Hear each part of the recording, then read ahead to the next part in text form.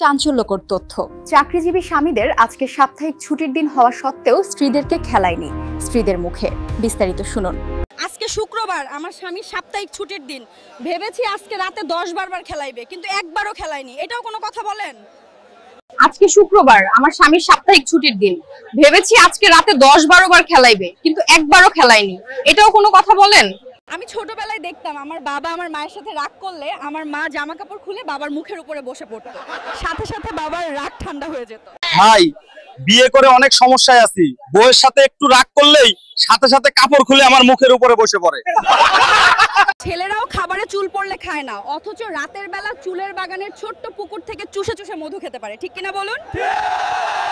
তার মানে মেয়েরা পাগল ললিপপের জন্য আর ছেলেরা পাগল চুল বাগানের পুকুরের জন্য, কিন্তু মেয়েদের কিন্তু একটা ললিপপে হয় না, দুইটা লাগে।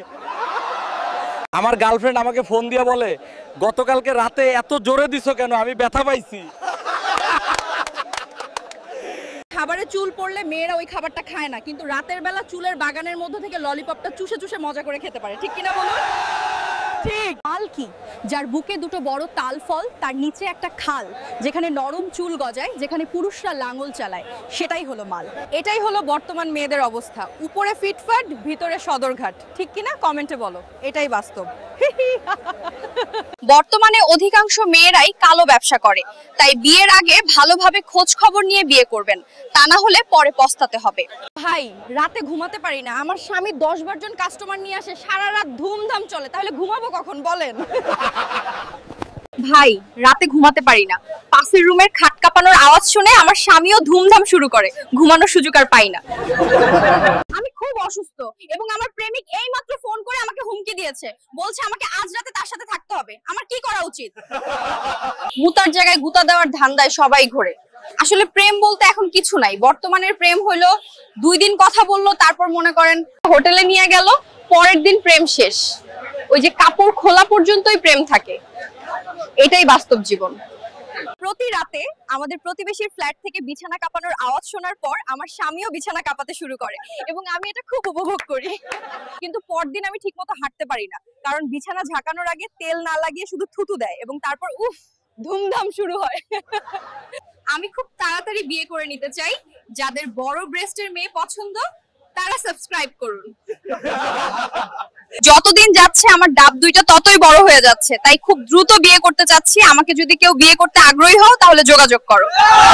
কেউ যদি আমাকে একটা আইফোন 17 কিনে দেয়, আমি তার সাথে কক্সবাজার গিয়ে বেড চেক করতে রাজি আছি। আমি আমার প্রেমিকের সাথে কক্সবাজার গিয়েছিলাম আইফোন কিনতে, 10 জন এমন ভাবে করেছে যে আমি আর হাঁটতে পারছি না। আমি কক্সবাজার গিয়েছিলাম আমার বয়ফ্রেন্ডের সাথে আইফোন কিনতে, 10টা ছিল, এখন হাঁটতে পারি না, ব্যথা। প্রিয় দেশবাসী, আমার প্রেমিক আমার স্তন চেপে বড় করে দিয়েছে আর এখন কেউ আমাকে বিয়ে করতে চায় না। আমি এখন কি করব? বন্ধুরা, আমার এখনো বিয়ে হয়নি, মাঝে মধ্যে অনেক বেশি ঠাপ খাইতে ইচ্ছা করে, তখন মামাতো ভাইয়ের বাসায় চলে যাই, বাকিটা ইতিহাস। প্রতি রাতে 5 থেকে 10 বার সহবাস না করলে আমার ঘুম আসে না, কিন্তু আমার স্বামী একবারের বেশি পারে না, তাই আমি বয়ফ্রেন্ড খুঁজতেছি। তোমার স্বামী কখনো তোমাকে তেল লাগিয়ে ফেলেছে? কখনোই না, আমার স্বামী থুতু দিয়েই কাজ চালিয়ে দেয়। তোমার স্বামী 1 নম্বরের কিপটা। আপনি কি কখনো তেল দিয়ে খেলেছেন? কি করে জানবো? আমার স্বামী শুধু থুতু ব্যবহার করে। আপনার স্বামী 1 নম্বরের কিপটে। হাজবেন্ডকে ডিভোর্স দিতে চাচ্ছ কেন? কারণ ও রাতে একবারের বেশি পারে না, কিন্তু আমার আবার 3-4 বার না হলে ঘুম আসে না, তাই। ও আচ্ছা। স্বামীকে কখনো উপকার করছো? হ্যাঁ, ওর অফিসের বস যখন ওর প্রমোশন আটকিয়ে দেয়, তখন আমি ওর বসের সাথে কক্সবাজার চলে যাই আর ওর প্রমোশন হয়ে যায়। খুব ভালো। তুমি থাকো কোথায়? সব সময় বাসায় থাকি, মাঝে মধ্যে আমার স্বামী গ্রামের বাড়িতে গেলে বয়ফ্রেন্ডের সাথে কক্সবাজার যাই। আইফোন কেনার ধান্দা। তোমার স্বামীর সাথে যখন ঝগড়া লাগে তখন কি করো? কি আর করব, জামা কাপড় খুলে ডাইরেক্ট গিয়ে ওর মুখের ওপর বসে পড়ি। বলো কি, ডাইরেক্ট মুখের ওপর? তারপরে কি করো? তারপরে আমার স্বামী জোর করে আমাকে শোয়াইয়া জোরে জোরে ঠাপ দিতে থাকে আর চিৎকার করতে থাকি। উফ, আমার তো ভিজে গেছে। বাসর রাতে কি তোমার রক্ত বের হয়েছিল? আরে না, রক্ত বের হয়েছিল বিয়ের আগে, যখন চাচাতো ভাই খেলাইছিল তখন। পরের প্রশ্ন। তাহলে তোমার স্বামী বাসর রাতে বুঝতে পারেনি যে তুমি খাওয়া মাল? একদমই বুঝে পারে নাই, কারণ বাসর রাতে ঢোকানোর আগেই ওর মাল পড়ে গেছে। ও আচ্ছা। কিন্তু আমার প্রশ্ন হলো, বাসর রাতে তো জমিয়ে খেলানোর কথা, কিন্তু মাল পড়ে গেল কেন? কারণ ও বিয়ের আগে প্রচুর পরিমাণে হ্যান্ডেল মারতো, তাই। ও আচ্ছা। বন্ধুগণ, আমি একজন ছাত্রী, আমার বাবা ক্যান্সারের রোগী বলে কিছু টাকার জন্য আমি অনেক কষ্ট করে ভিডিও তৈরি করি, তাই আমার চ্যানেলটি সাবস্ক্রাইব করুন। সবাই সাবস্ক্রাইব করো। এত পরিমাণে যে সেক্স করো শরীর ক্লান্ত হয় না? আমি কেন ক্লান্ত হব? আমি তো শুধু শুয়ে শুয়ে ঠেলা খাই আর মজা পাই। অতিরিক্ত সেক্স করার কারণে ক্লান্ত হয় আমার স্বামী। বন্ধুরা, আমি প্রতিদিন রাতে মজা করতে চাই, তাই আমি 5 জন বিশ্বস্ত এবং শক্তিশালী পুরুষ খুঁজছি। যদি কেউ আগ্রহী হন তাহলে দ্রুত আমার সাথে যোগাযোগ করুন। সত্যি? আমার স্বামী বিদেশে থাকে, সেই সুযোগে আমার দেবর আমার সাথে সহবাস করে পালিয়ে গেছে। এই মুহূর্তে আমি কি করতে পারি আপনারাই বলুন। এখন তোমার স্বামী কি বলে? স্বামী বলতেছে আমাকে তালাক দিবে। প্রিয় দেশবাসী, আপনারা আমার দেবরকে একটু ধরিয়ে দিন, ওর নাম সাইফুল।